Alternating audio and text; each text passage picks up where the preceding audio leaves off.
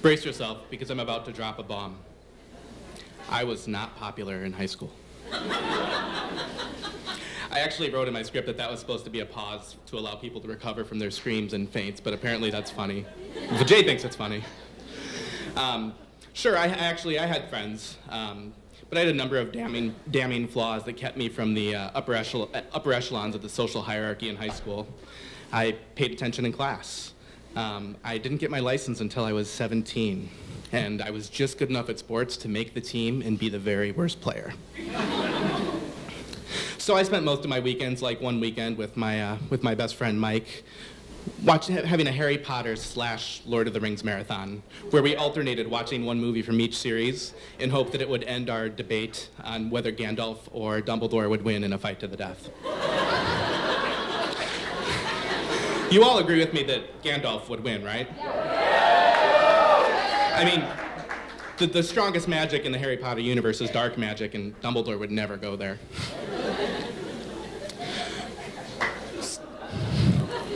So when uber popular Josh called me to ask me if I wanted to go and film a reenactment of the Vietnam War with he and his friends, I jumped at the chance. Looked at Mike. Sorry, Mike. They're probably just using me for my parents' camcorder, but this is my chance to play in the big leagues. I gotta go. And I left him there to watch The Chamber of Secrets by himself. I met Josh and his friends, Drew, Chris, Andy, and Chang, at a field on the outside of town. And let me tell you, this was no low-rent reenactment mockumentary version of the Vietnam War. The Viet Cong, the entire Viet Cong, was played by Chang, the token Asian of the group. He was actually Hmong, not Vietnamese, but we didn't care because we got a rice patty hat for him to wear. We had Nerf guns that we painted black for the rest of us, and we simulated napalm by actually lighting Drew on fire. It was a blast, and they seemed to like me.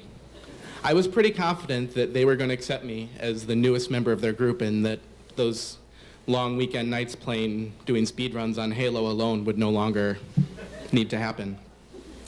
After we finished filming, we went over to watch a college football game at Chris's house. Well, everyone except for Josh, who had left to go hang out with his girlfriend.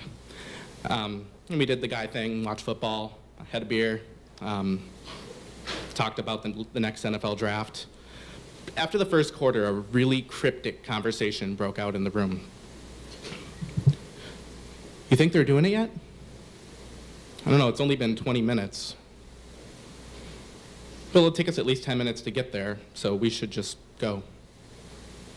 And they left, and I followed, having no idea where we were going. And their behavior outside was every bit as confusing as that conversation. Rather than walk down the well-lit sidewalks, we slipped through alleys and cut through backyards. Couldn't figure out why would we sneak around like we were afraid that we were going to get caught. Oh my gosh, we were going to play a prank on Josh. This group was known for the pranks that they'd played on each other. They didn't stop at TPing and egging. Just the previous month, they'd left a baloney-shaped penis on the front yard of Drew's house. So in the morning, this is in Wisconsin, after the bologna had frozen to the grass, so when Drew's dad picked up the bologna, it left a perfect dirt etching of a penis that lasted for almost 6 months. It was pretty epic. But we didn't have eggs or toilet paper or lunch meat, and I was wondering why they didn't clue me in on what was happening. We ultimately found ourselves in Josh's backyard, so probably going to play a prank. But we kind of just stayed in the shadows in the trees for a while until Drew slowly crept up to the window, hoisted himself onto the air conditioner, and peeked through the window. The room was dark, but there was this light like television glow coming from it. Took a few seconds looking at the window, then he turned around and got a really sly grin on his face and said, "God, that's the stuff."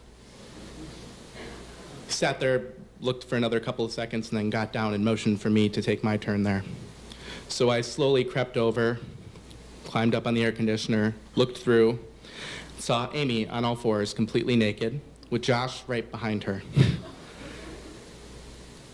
pile driving her. There was nothing slow or sensual about this. He was abusing her, pulling her hair, and she loved it. I didn't quite know how to react. If you allow me to drop another bomb, I was a virgin. I hadn't dated much in high school. My game mostly consisted of little tricks that I'd picked up having conversations with girls on AOL Instant Messenger while they were asking me for homework help. It's actually too bad OkCupid didn't exist then, because then I'm sure I would have done just fine. So all at once I had my first time seeing live action sex was not from pornography, was not from walking into my parents. It was from invading the privacy of Josh and his girlfriend doing whatever rough and rowdy things that they did. All at once I felt a little bit nauseous, guilty, and my knees started wobbling, so I got off the air conditioner and walked away and let the other guys take their turn. When they offered me another turn, I declined. I'm not the only one here who thinks that that was really fucked up, right? I mean, thank you. At least 3 people here support my sense of morals. But I could not believe that these guys snuck across town, crept through town, so that they could be voyeurs and watch their best friend, one of their best friends having sex with his girlfriend. What worse, it was very obviously not the first time that they had done this. Even worse than that, I had ditched my best friend to join them. So a few minutes later, I said, guys, I gotta go. And I left, walked a few blocks away, called my mom, since I don't have my license yet, asked her to pick me up.